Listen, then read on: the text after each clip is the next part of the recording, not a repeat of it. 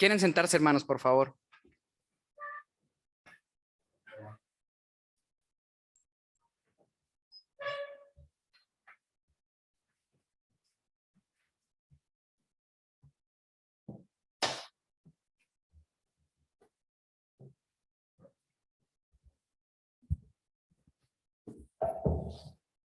Ahí estaba el PowerPoint. ¿Sí me oyen? ¿Sí? ¿Sí se oye bien? ¿Ponemos el micrófono? Vamos a dejar el micrófono para la proyección. ¿Está bien así? Se me hace que se escucha bien.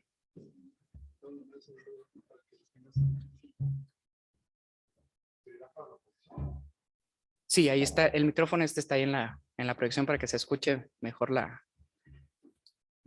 Hermanos, agradecemos a Dios por este año que concluyó, un año de situaciones difíciles, pero también de muchas bendiciones. Dice la Escritura que demos gracias en todo. Así que sumando toda la experiencia del 2021, pues no nos queda otra cosa sino decir gracias. ¿Están de acuerdo? Vamos a decirle al Señor muchas gracias por su cuidado, por la protección que tuvo de nosotros, por los momentos que nos permitió vivir, por las diferentes enseñanzas que tuvimos a lo largo de estos meses.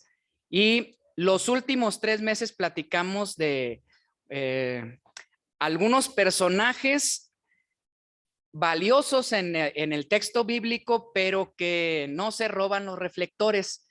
Diríamos que son aquellos personajes secundarios, un poquito que pasan desapercibidos. Les quisimos llamar héroes desconocidos, aunque algunos de ellos, pues quizás los más estudiosos, los más conocedores, habrán escuchado de ellos. La gran mayoría, el común de las personas, se nos escapan estos nombres, no conocemos muy bien las historias, pero quizás de estas historias sacamos mucho más provecho, porque igual les pregunto si están de acuerdo conmigo.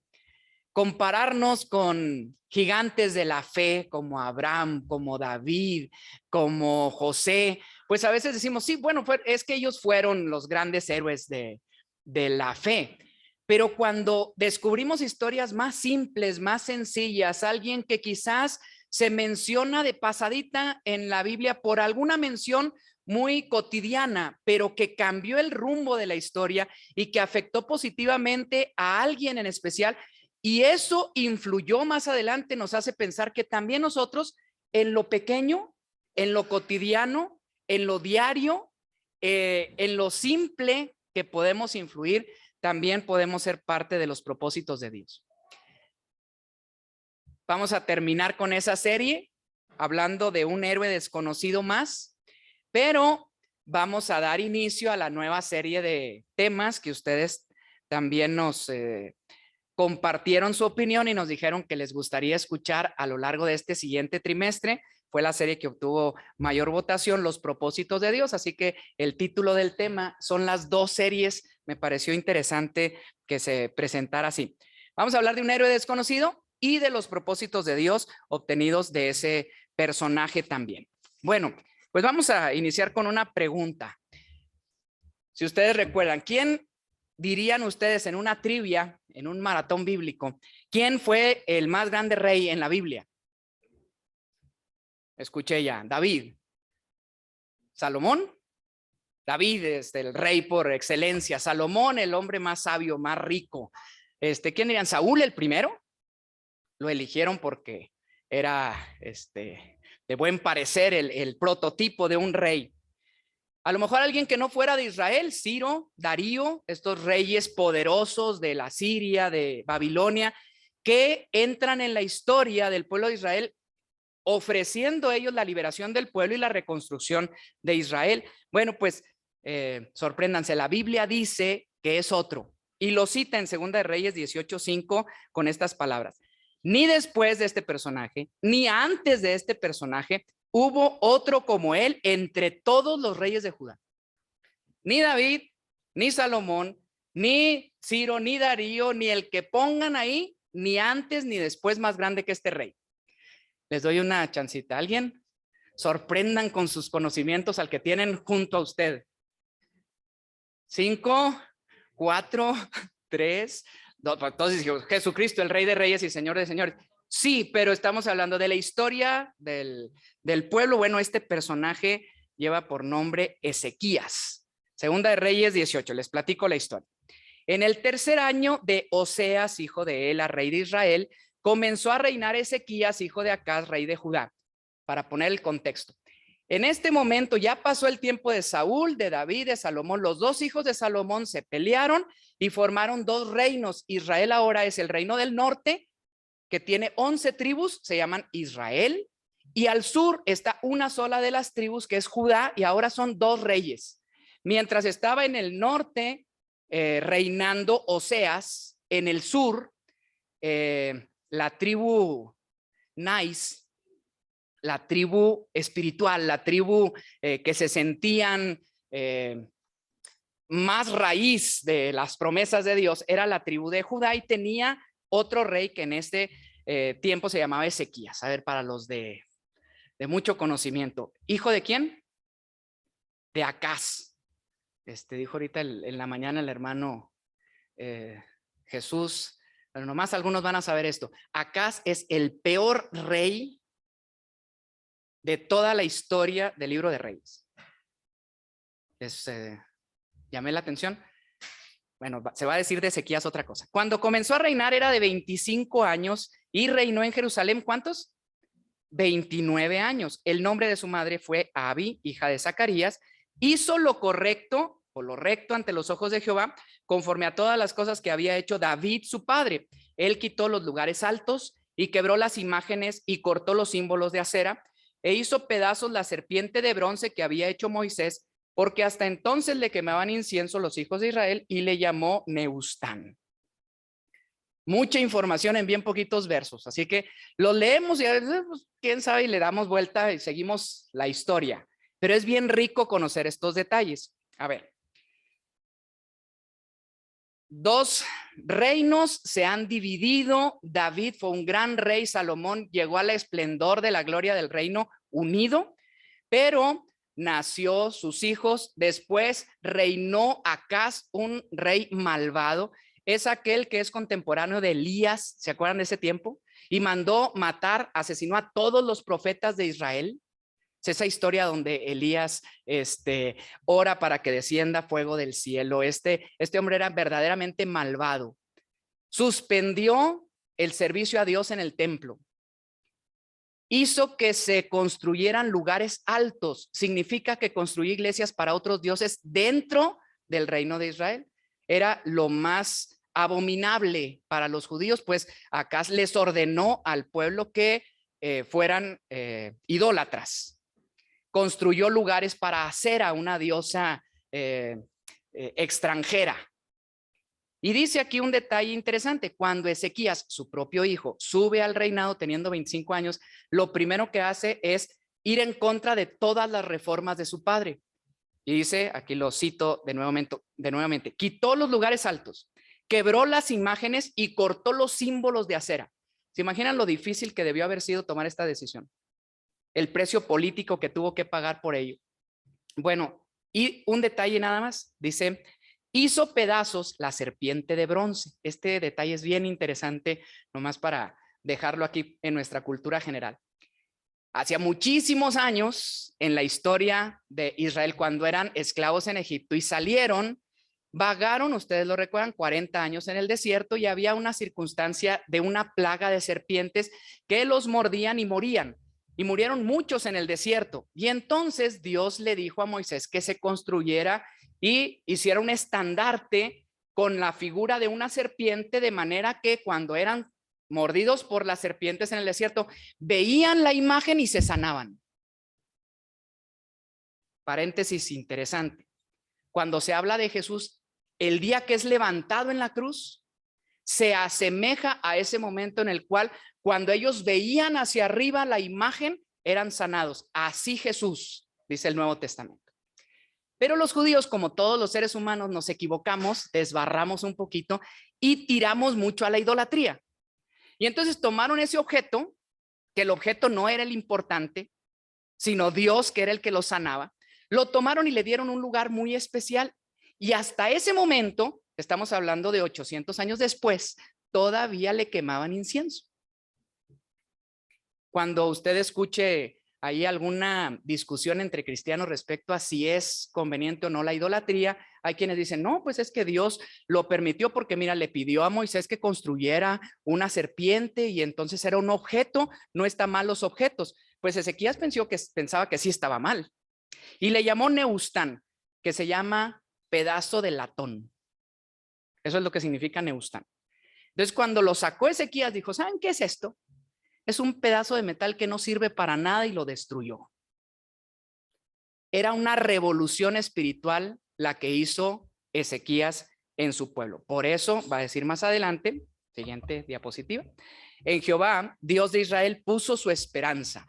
Ni después ni antes de él hubo otro como él entre todos los reyes de Judá. Porque siguió a Jehová y no se apartó de él, sino que guardó los mandamientos que Jehová prescribió a Moisés. Y Jehová estaba con él, y a donde quiera que salía, prosperaba. Él se rebeló contra el rey de Asiria y no le sirvió. Hirió también a los filisteos hasta Gaza y sus fronteras desde las torres de las atalayas hasta la ciudad fortificada. Y ahí ya nos quedamos un poquito confundidos, pero no vamos a profundizar mucho más en eso. Les tengo un resumen, es más fácil.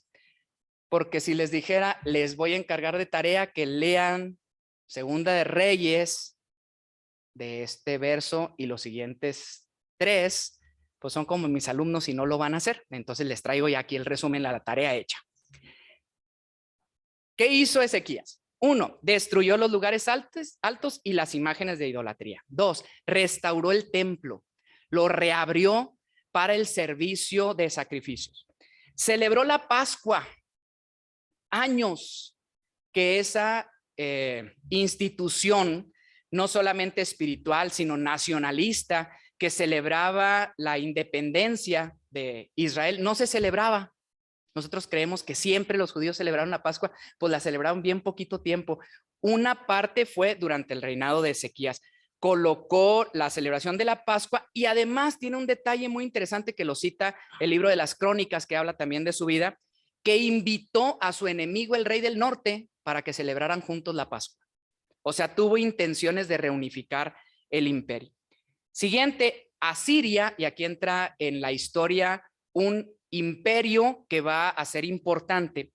Asiria conquista a sus hermanos del reino del norte, conquista a Israel y se los lleva cautivos. En la historia, hermanos, va a haber 2 cautividades. Una va a ser por parte de los asirios y otra por parte de los babilonios. Pues primero, Sennacherib, rey de Asiria, se llevó a los israelitas una guerra de 3 años y se los llevó a todos. Después, este rey hace guerra contra el reino del sur y domina a todo Judá, excepto la ciudad de Jerusalén. O sea, ya la tiene sitiada y nomás queda tomar la capital. Ezequías no se rindió, por eso dice, no se doblegó ante Asiria y no le sirvió. No se rindió, pero sí ofreció impuestos y tributo. ¿Okay? Fue un detalle que dice la escritura, en eso falló Ezequías. Jerusalén es sitiada por 3 años y hay una promesa bien interesante que Ezequías dice, sí te doy tributo, incluso dice que quitó el oro del templo que él mismo había puesto para darle el tributo a aquel rey poderoso y que se fuera. Humanamente él dijo, ¿cómo voy a enfrentar a un rey tan poderoso? Entonces mejor la paz, le doy tributo para que se vaya. Pero el rey regresó con mensajeros burlándose de él y le dijo, ¿en quién van a confiar? ¿En sus amigos de Egipto? ¿En quién van a confiar? ¿En su rey Ezequías? Es más, hay una parte interesante, bravucona de los asirios, que le dicen, te doy 2,000 caballos para ver si tienes jinetes para los 2,000 caballos. Y ni siquiera así creo que me puedas hacer frente. Entonces, a ver quién aguanta más. Ezequías tiene el momento difícil de decidir rendirse y entonces pide a Dios. Isaías es el profeta en ese tiempo. Pide a Dios y le dice, Ezequías, lo que plantes en este año te va a dar fruto y su fruto te va a dar fruto 3 años seguido. Y aunque la raíz esté seca, el fruto arriba te va a dar para que puedan sobrevivir. Y duraron 3 años sitiada la ciudad de Jerusalén y no se rindió. En un momento, se los platico cómo lo dice la Biblia. De nuevo llegan mensajeros y le dicen, estamos listos para que venga el ejército y destruya la ciudad. ¿Te rindes? Ya le habían dicho, no puedes confiar en Egipto.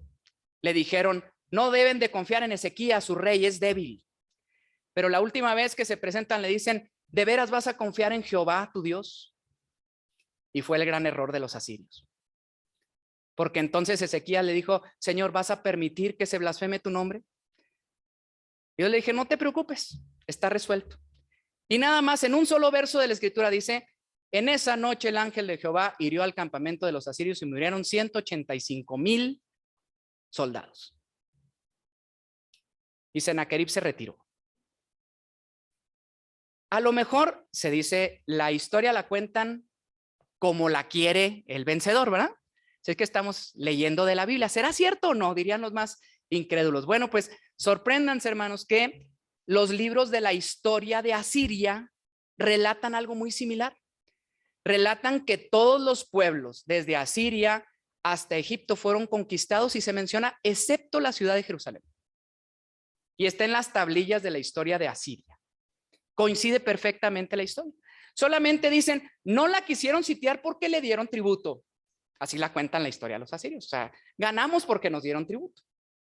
Bueno, pues Herodoto, Flavio Josefo, historiadores no bíblicos, historiadores de la historia universal, relatan lo mismo, el mismo hecho, pero citando algo un poquito más humano. Una peste de ratas y una enfermedad viral, una enfermedad, contagió al ejército y fallecieron más de 100,000 soldados. Así lo relatan también la historia universal, no solamente la Biblia. Así que es una historia impresionante que la mayoría de nosotros desconocemos. ¿Estoy en lo correcto, ma? No conocemos esos detalles, así que solamente relato antes ni después un rey tan grande como Ezequías. ¿Qué aprendemos?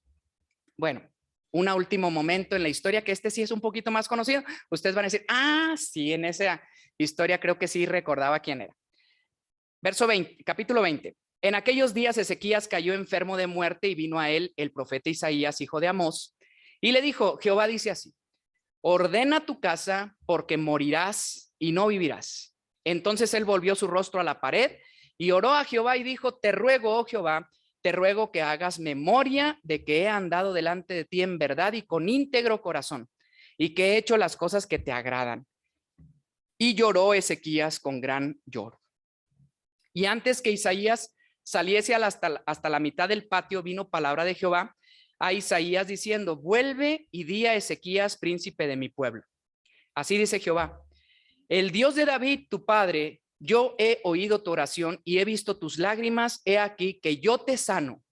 Al tercer día subirás a la casa de Jehová y añadiré a tus días 15 años y te libraré a ti y a esta ciudad de mano del rey de Asiria y ampararé esta ciudad por amor a mí mismo y por amor a David mi siervo.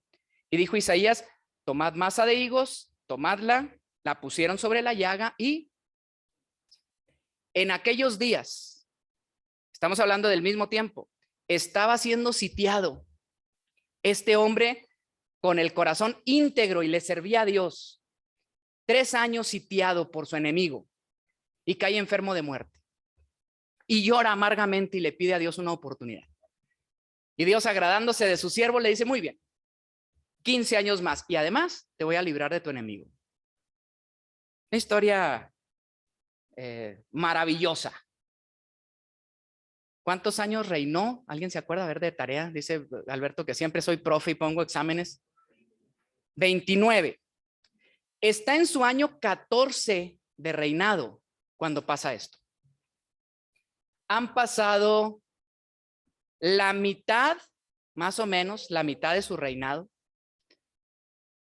tratando de regular las cosas, destruir las imágenes, acomodar el reino. Y luego vienen y conquistan a sus hermanos del norte y hay una amenaza. Todo ha sido miel sobre hojuelas en la vida de Ezequías, ¿verdad que no? No. Y en el momento más duro le avisan que va a morir. ¿Se esperan eso en la historia de un hombre que le ha servido a Dios con integridad? Pues no nos han dicho que así sea, ¿va? Las nuevas corrientes religiosas cristianas hablan de que si le sirves a Dios todo te va a ir muy bien. Pues Ezequías dice, en todo prosperó, pero no a los ojos de los seres humanos. ¿Me estoy dando a entender? Dios lo hizo prosperar según los planes que Dios tenía para él y para su pueblo. De eso se va a tratar la siguiente parte. Así que hagamos un resumen de qué hemos aprendido hasta aquí. Número 1. Gran hombre. Fue un hombre con virtudes y defectos, ¿cierto? ¿Le falló la fe a veces? ¿Sí? ¿Dudó? ¿Arrancó el oro del templo para dárselo de tributo? Sí, hubo momentos en que falló. No lo condicionó su historia familiar. ¿A qué me refiero con esto, hermanos? Su padre, el más malvado, fue motivo para que él dijera, no, pues yo no puedo hacer nada, pues fue mi padre el que cometió todos estos errores. Él cambió su historia personal. Tercero, puso como prioridad a Dios y su adoración. Cuarto, su vida de prosperidad estuvo llena de dificultades. ¿Se está reflejando usted en algo? Cuando menos en alguna. Tuvo dudas respecto a los planes de Dios. ¿Qué querrá Dios? Decidió confiar por encima de las circunstancias. Todo decía que tenía todo para perder, pero él siguió confiando. Una petición peculiar, y la petición fue que le diera más vida, que le diera la oportunidad de seguir viviendo. Una condición especial. ¿Cuál fue la condición para que Dios le diera más vida? Señor, ve lo que he hecho en mi vida, te he sido fiel. ¿Me podrías dar más tiempo de vida? Su fidelidad fue la condicionante para que el Señor le regalara 15 años más de vida. Bueno, si estuviera usted en las mismas condiciones, hermano.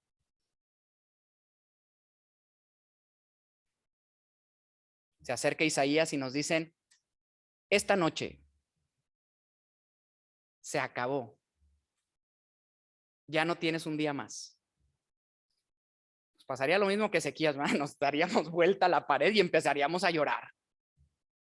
¿Pediríamos más tiempo de vida? Yo creo que sí, yo creo que todos. Cuando menos un año más, para acomodar las cosas. ¿Pedirías la oportunidad de vivir más? Dicen las preguntas que están aquí en el proyecto. Sí. ¿Qué garantías darías de usar bien tu tiempo? Señor, dame un año más porque no he hecho ese viaje a Cancún, Señor, que yo tenía muchas ganas de hacer. ¿Vale la pena ese comentario? Señor, dame más tiempo de vida. Tú sabes que lo voy a utilizar bien. ¿Se imaginan la cara de Dios cuando le digamos eso? Te conozco. Comparémonos con Ezequías. Señor, tú has visto mi vida. Sabes que me he conducido con integridad. Te pido más tiempo. Y Dios, está bien. Estoy seguro que vas a hacer un buen uso de este tiempo que te voy a dar. ¿Van conmigo? ¿Por qué crees que Dios le concedió la petición a Ezequías? Porque conocía su corazón y sabía que el tiempo que le iba a ofrecer iba a ser un buen tiempo. ¿Y nosotros, hermanos? ¿Nos daría el Señor más tiempo? Bueno, pues una va a ser la condicionante. Deberíamos considerar nuestros propósitos para este nuevo año como una oportunidad que Dios nos da. No lo dije como una pregunta, lo dije como una afirmación, aunque hasta aquí está como pregunta. Ahora se los cambio a pregunta.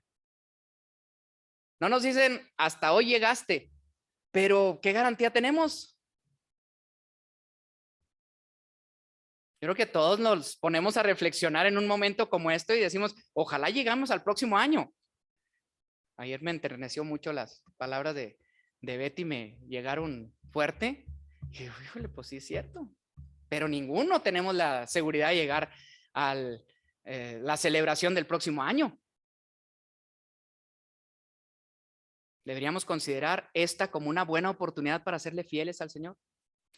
¿Crees que sería más conveniente saber los propósitos que Dios tiene para ti para definir los propios? ¿Qué vamos a hacer en nuestra vida? A ver, aquí está lo que Dios quiere y aquí está lo que yo quiero. ¿No nos convendría ver lo que Dios quiere y empatar mis propios propósitos y mis propios deseos a los de Dios? Ezequías, ¿saben por qué le está pidiendo más tiempo al Señor? Porque su ciudad estaba siendo sitiada. ¿En manos de quién voy a dejar al pueblo? Señor, dame más vida para poder mantener a este pueblo. Ellos confiaban en la fidelidad de Ezequías, por eso no se habían rendido. Y aunque Dios dijo, es que tu tiempo ya es suficiente, ya restauraste el templo, ya hiciste lo que yo te había pedido, dijo, ya no tienes más que hacer, ya cumpliste tus propósitos, puedo seguir haciendo más por el beneficio del pueblo. Entonces sí, 15 años más y yo mismo voy a quitarte esta molestia que tienes del rey de Asiria. Dios tenía propósitos y los empató Ezequías en los propósitos de Dios. De eso vamos a concluir en una serie de temas que quiero dejar abierta los próximos 3 meses, hermanos. Así que bienvenidos a esta serie de predicaciones hablando de los propósitos de Dios. Hagamos lo siguiente. Anoche, según las tradiciones del mundo, alguien pudo haber escrito algunos propósitos de año nuevo o lo que se dice los deseos. No le da uno tiempo para comerse la uva como para pensar en los deseos. ¿Sí? Pero bueno, la gente piensa que hay que tener 12 deseos. Y los 12 deseos se esfuman muy rápido. Quiero plantearles 2 cosas. Una, ¿qué tal si conociéramos los 12 deseos de Dios? ¿Les gustaría? De eso se va a tratar en la serie de mensajes. ¿Qué quisiera Dios? ¿Y qué quisiera Dios para nuestras vidas? Y luego, ya sabiendo lo que Dios quiere, pues entonces yo voy a acomodar, Señor, entonces yo también quiero esto. Porque así como les decía hace un momento, gastar mi esfuerzo, mis propósitos, mi planificación en cosas vanas, pues entonces le va a quitar cualquier intención a este esfuerzo de inicio de año. Mejor entendamos los propósitos de Dios y yo quisiera hoy resumirles de manera muy rápida 5 propósitos de Dios, aunque después se van a convertir en 12 en estos 3 meses. Dios quiere, 1, estar cerca de nosotros. 2, que vivamos en armonía y paz con los demás. 3, que podamos conocerlo más. 4, que seamos como Él. Y 5, que todo el mundo sea salvo. Eso es lo que Dios quiere. Vamos a desarrollarlos y los voy a acompañar en un viaje rápido para decir, ¿por qué digo que Dios lo quiere? Porque lo dijo al inicio de la historia en el Edén, lo dijo durante la historia del pueblo de Israel, lo dijo con Jesucristo y lo dijo como promesa para el reino venidero. Quiere estar cerca de nosotros. Génesis 3:8. ¿Quién lo lee en voz alta para que no se duerman? Y oyeron al Señor Dios que paseaba en el huerto al fresco del día. El hombre y la mujer se escondieron de la presencia del Señor Dios entre los árboles del huerto. Así que el Edén era un lugar de cercanía. Dios venía y caminaba entre ellos y platicaba y tenía una relación cercana. Para eso hizo el Edén. En el Antiguo Testamento les pidió que hicieran un tabernáculo y después un templo. Y harán un santuario para mí y habitaré en medio de ellos. El tabernáculo significaba la presencia misma de Dios. Dios anda aquí con nosotros. Se movía la nube, se movía la columna, ahí va Dios, ahí vamos con Él. Dios quiere estar entre nosotros. He aquí una virgen concebirá y dará a luz un hijo y llamará su nombre. Díganme la traducción del nombre de Manuel. Dios está con nosotros. Dios quiso venir a estar con nosotros. Es el propósito de Dios. Y en su reino, Apocalipsis 21 dice respecto a la nueva Jerusalén que desciende del cielo. Y no vi en ella templo, porque el Señor Dios Todopoderoso es el templo de ella y el Cordero. Así que lo importante de la venida de esa nueva Jerusalén no es otra cosa sino la presencia misma de Dios entre nosotros. Primer propósito, dígalo. Dios quiere estar cerca de nosotros. 2, que vivamos en armonía y paz. A ver si es cierto. En el Edén, lo primero que Dios encuentra que es malo es que el hombre está solo. Y dice, no es bueno que el hombre esté solo, le haré una ayuda idónea para él. Y dijo Jehová Dios, no es bueno que el hombre esté solo, le haré una ayuda idónea a él. En el Antiguo Testamento, Levítico 19 dice, no te vengarás ni guardarás rencor a los hijos de tu pueblo, sino, ¿qué cosa? Amarás a tu prójimo como a ti mismo. No es una cita de Jesús en el Nuevo Testamento. Es el propósito de Dios de siempre. Amarás a tu prójimo como a ti mismo. Desde el mismo Levítico de la formación del pueblo de Israel. En Jesucristo, ¿qué dijo Jesús? En esto conocerán todos que ustedes son mis discípulos si tuvieran amor los unos para con los otros. Y la frase los unos con los otros se menciona 39 veces en el Nuevo Testamento. ¿Dirá algo? Un propósito de Dios es que estemos en armonía los unos con los otros. Y en su reino, Apocalipsis 5 dice, y cantaban un nuevo cántico diciendo, digno eres de tomar el libro y de abrir sus sellos, porque tú fuiste inmolado y con tu sangre nos has redimido para Dios de todo linaje y toda lengua y todo pueblo y nación. La fotografía que nos presenta Juan el teólogo es todos los pueblos en armonía viviendo delante de la presencia de Dios, en comunión, armonía y paz unos con otros. Tercero, Dios quiere que podamos conocerlo más en el Edén. Y Jehová Dios hizo nacer de la tierra todo árbol delicioso a la vista y bueno para comer, también el árbol de vida en medio del huerto y el árbol de la ciencia del bien y del mal. Dios siempre ha querido que nosotros tengamos no solamente comunión con Él, sino que podamos conocer un poco más acerca de Él, darse a conocer. En el Éxodo 20, antes de citar los 10 mandamientos, dice, habló Dios todas estas palabras diciendo, yo soy Jehová tu Dios que te saqué de la tierra de Egipto, de casa de servidumbre, no tendrás dioses ajenos delante de mí. Quiero que me conozcas. En Jesucristo, Hebreos 1 dice, Dios, habiendo hablado muchas veces y de muchas maneras en otro tiempo a los padres por los profetas, en estos postreros días nos ha hablado por medio de el cual es la imagen misma de su sustancia y nos ha mostrado, así como le dijo a Felipe, el que me ha visto a mí, ha visto al Padre. Tanto tiempo que estoy entre ustedes y no me conoces. ¿Cómo dices? Muéstranos al Padre. Y en el reino, 1 de Juan 3, verso 2 dice, amados, ahora somos hijos de Dios y aún no se ha manifestado lo que hemos de ser, pero sabemos que cuando Él se manifieste, cuando Él regrese, entonces seremos semejantes a Él por una razón, porque le veremos tal como Él es. ¿Qué quiere el Señor? Que podamos conocerlo más. Y junto a eso, que podamos ser como Él. Si conocemos más de Dios, entonces tendremos la intención de ser más como Él. Veamos en el Edén. Tomó pues Jehová Dios al hombre y lo puso en el huerto de Edén. ¿Para qué cosa? ¿Para qué lo puso? Para que viviera plácidamente comiendo de las frutitas. ¿Cuál es la imagen de nuestra relación con Dios? ¿En las nubecitas tocando arpa? Así piensa la gente, pero nunca ha hecho eso Dios, nunca. Dios plantó un huerto. Dios trabaja 6 días y luego plantó un huerto y le puso todo y luego puso al hombre, ¿para qué cosa? ¿Para que lo disfrutara? No, señor, para que sea como él, para que trabaje, para que lo labrara y lo guardara. Vamos a ver en Deuteronomio. Porque eres pueblo santo para el Señor tu Dios y el Señor te ha escogido para que le seas un pueblo de exclusiva posesión de entre los pueblos. La relación que él tenía con Israel debía ser símbolo de cómo quería relacionarse con los demás.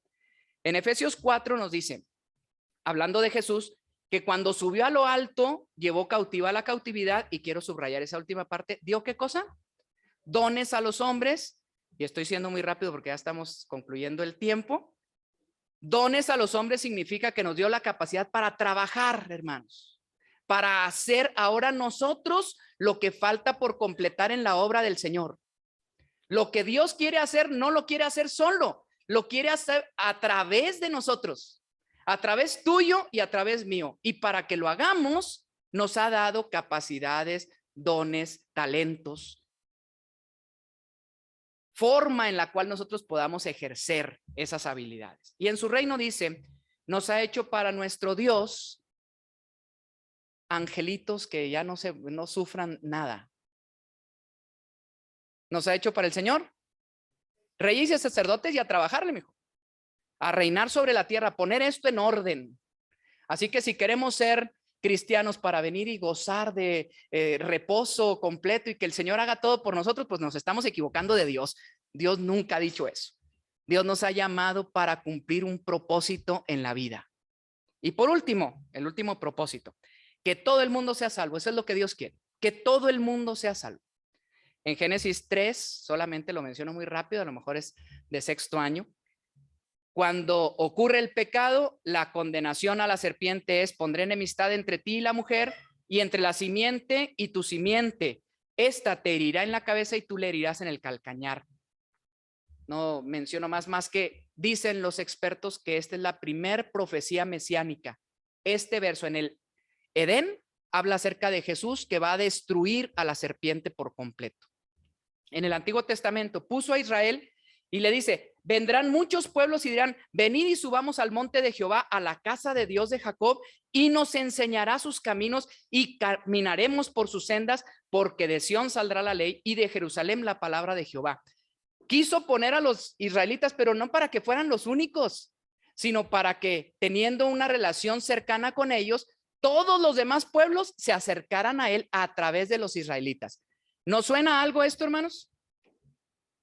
El Señor no solamente quiere su propósito para usted, lo quiere para el resto del mundo. Y lo que Dios hace con nosotros lo hace para que todos los demás hermanos nuestros puedan venir a conocer al Señor. En Hechos 1, Jesús muestra el propósito de Dios diciendo: recibirán poder cuando haya venido sobre vosotros el Espíritu Santo y van a ser testigos. Subrayen esta palabra.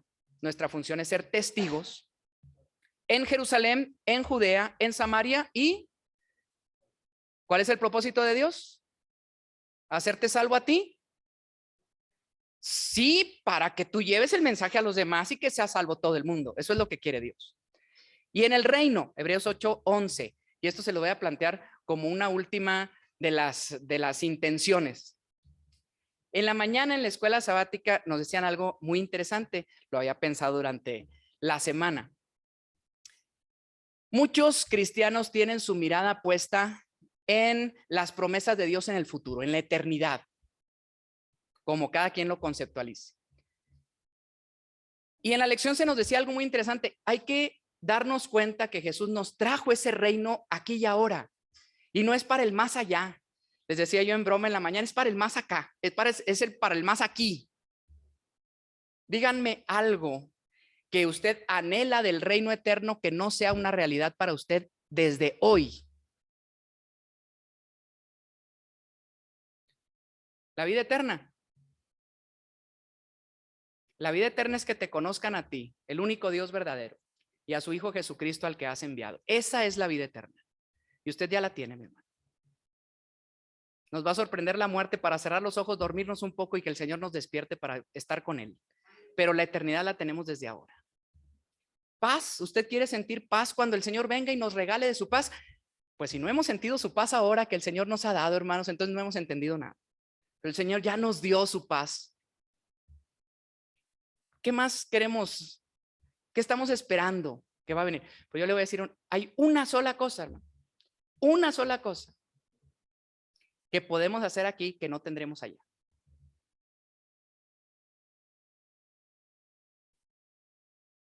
Ninguno enseñará a su prójimo cuando el Señor venga. Ni ninguno a su hermano diciendo: conoce al Señor. ¿Por qué?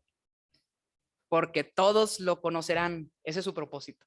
Desde el menor hasta el mayor de ellos. Así que en el reino no va a haber evangelización. Es la única cosa que podemos hacer ahora que no tendremos la oportunidad de hacer más adelante. Así que Ezequías, sabiendo que la victoria estaba muy lejos y que faltaba mucho por hacer, le dijo: Señor, concédeme más tiempo de vida. El Señor nos ha dicho: aquí está tu 2022, te lo regalo. ¿En qué lo va a utilizar? ¿En qué quiere aprovechar su tiempo? ¿En ir al gimnasio? ¿En abrir un negocio más? ¿En cambiar su vehículo?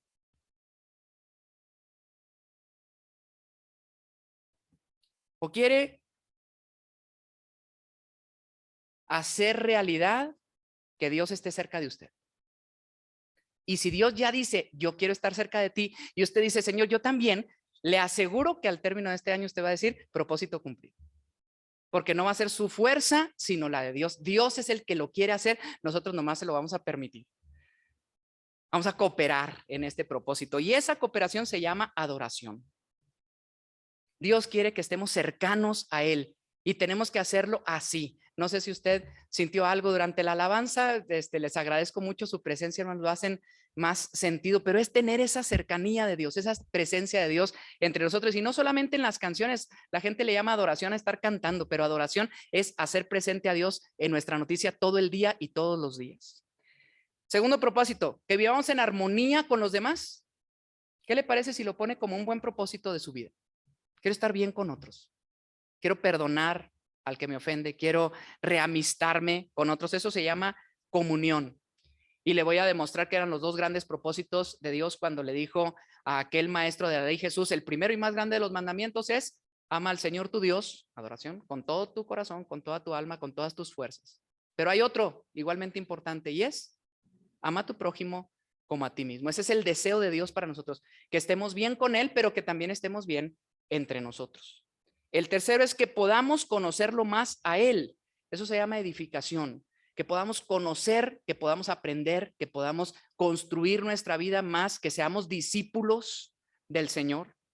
El cuarto es que seamos como Él, es decir, que ejercitemos no solamente conocimiento, sino acciones. A eso se le llama servicio. Póngalo entre sus propósitos. ¿Qué voy a hacer para servir al Señor? A través de los demás, porque a Dios se le sirve sirviéndole al prójimo. Y por último, la evangelización. Ojalá que usted lo ponga como parte central de sus propósitos, y para que lo recordemos, hermanos, haga este sencillo ejercicio. Ayer me preguntaba, reflexionaba yo, que hace mucho que no pongo una lista de propósitos, y que mi lista de propósitos ha cambiado mucho. Y voy a ser muy sencillo, y la mayoría de ustedes, adultos, van a estar de acuerdo conmigo. Cuando llegan los hijos, las prioridades cambian. Y los propósitos son mucho más sencillos, más simples. Quiero estar bien con mis hijos. Quiero que estén bien entre ellos. Quiero poder aconsejarles de mejor manera.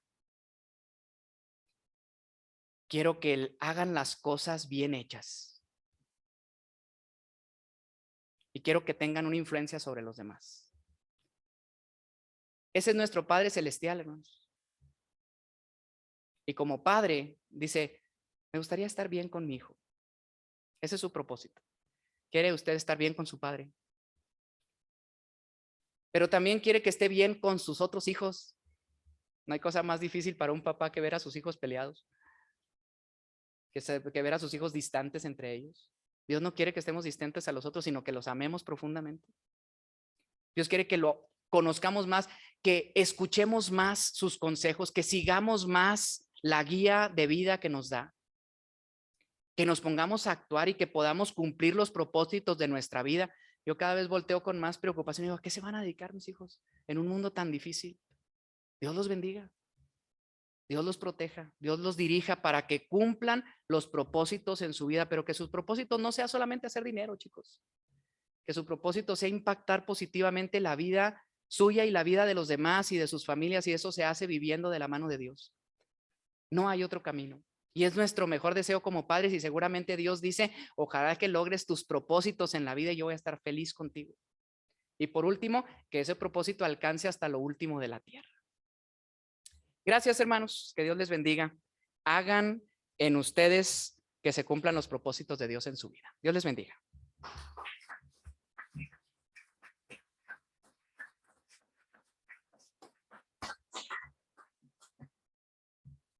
¿Quieren ponerse de pie? Vamos a cantar una alabanza más y concluimos.